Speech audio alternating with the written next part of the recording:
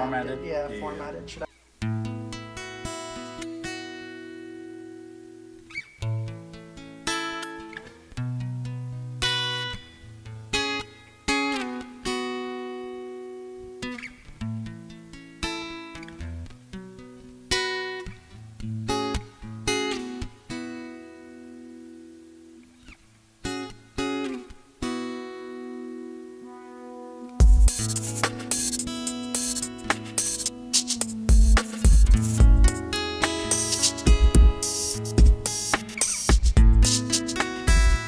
Hi, I'm Deshawna Caté. I'm from San Felipe and Santo Domingo, Pueblo, and I am the youth ambassador for Stagecoach. And today we are here with Dan Schoenbrun. and we are talking about radical filmmaking in the Binge-Watch era. So tell me, how did this all start out? How did you start out? So I went to film school. I always loved movies, and I was a film fan, and I was always drawn to films that were really strange and really different than what you would see in Hollywood getting made. But I didn't know where to find filmmakers who were making that sort of work, so I started working at a number of different nonprofit companies that support strange filmmakers. I worked at the company Kickstarter for a little while, which is a platform that helps weird filmmakers raise money. And eventually I started making my own work and producing work from all of the filmmakers that I had met. And a lot of my work is all about how to build an audience and a home and a community for people who want to make and watch and participate in things that are different than, the mainstream sort of Hollywood filmmaking. Yeah. So to you, what do you say strange? What qualifies as strange to you?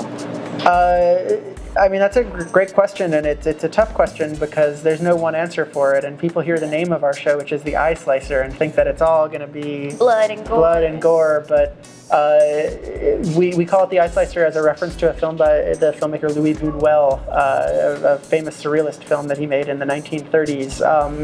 And to us, weird and strange just means somebody who's trying to do something different.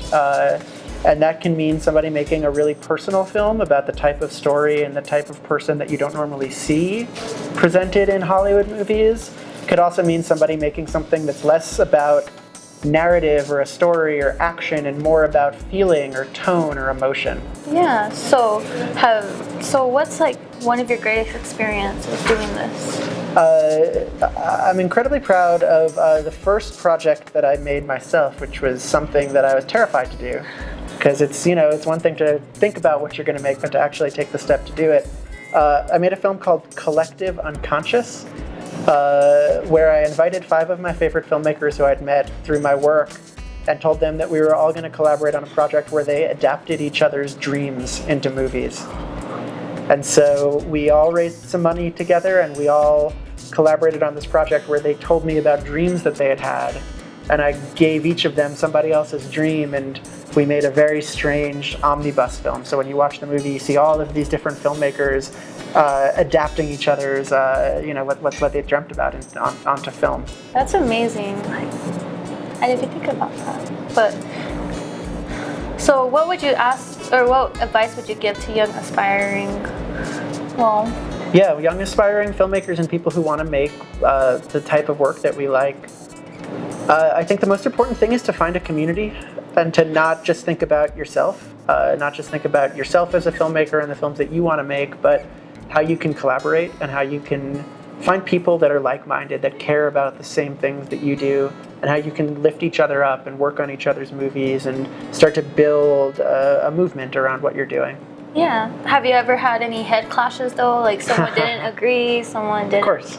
Of course. How do you deal with that? And it's really like anything, on any film set and on any creative project, especially on any project in general, but especially a creative project, you're going to have differences of opinions, and especially with artists, everyone has a different vision. And I think the best way to deal with it is to really trust your collaborators. Make sure you're working with people that aren't jerks, that you consider friends, and that are going to have the best interests of the project at heart, and then to make sure that everyone has a lot of freedom and autonomy to bring their voice to the project. Yeah. So it's like, do you guys come close? Like, do you consider them your family afterwards? Like, sure. Yeah. Because you work with them so much, and then all the collaboration and everything? I don't know that I would say family. There's like a tight-knit group of friends who are filmmakers that I work with that are close to family, but we really want to keep growing it outwards. So every time we make something new, we invite new people into the circle, and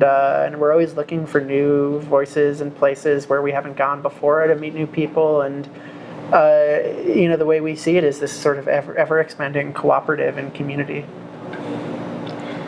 Well, I love how you were talking about the community. Like, just find yourself in a community. With Stagecoach, that's what I came into. They were, like, without them, I wouldn't be here interviewing you. And I love how you said it's a community. Is that how you kind of got drawn in? Yeah, I definitely. It was really important for me to work with people for the right reasons. Yeah. And I think a lot of people get into filmmaking really early on with very big visions of making lots of money and maybe like using other people to get yourself to a big place. And for me and for all of the tight-knit people that I work with, it's much more about just finding ways to support each other to keep making the art that we love to make, and treating each other like allies on this very hard path of trying to make things that you're proud of, Yeah, so you're just creating art. You're not worrying about, am I going to make all of this money?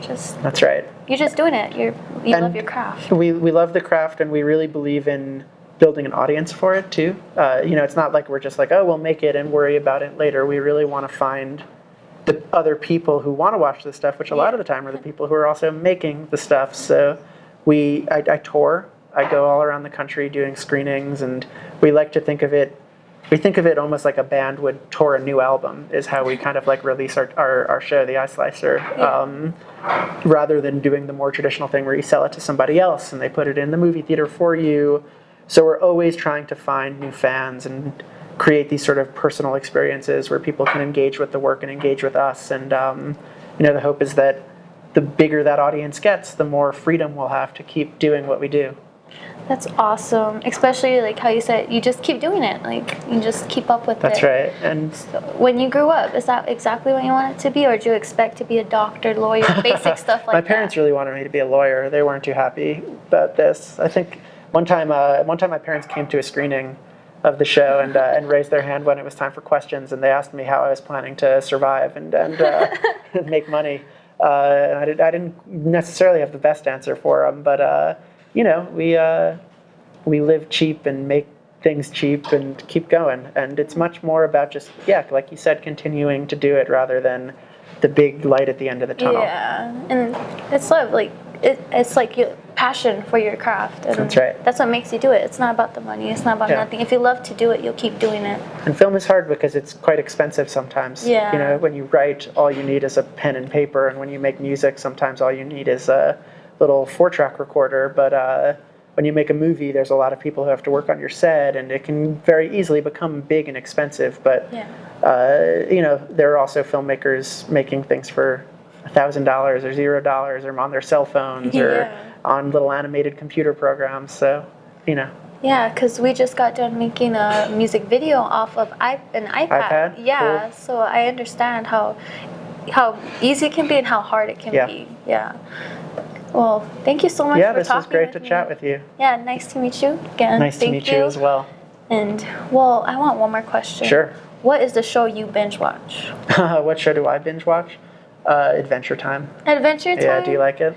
Have you seen it? I have a jacket of Adventure Time. I don't really... You haven't watched it? He's on my phone. Oh my god. It's from Adventure Time. Yeah. That's my favorite. Mine is a Jake. Jake, yeah.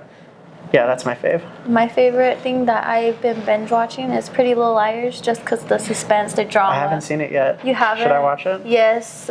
Watch it if you watch it midway, you're going to want to be like, well, who's this? Who's this? So you're going to start from the beginning. So maybe I shouldn't start it. Yeah, you should start it. It's dangerous. It is dangerous. Do not watch it when you are in school. All right. It will keep you off track. All right. Thank you again for taking time and talking with me. And thank you.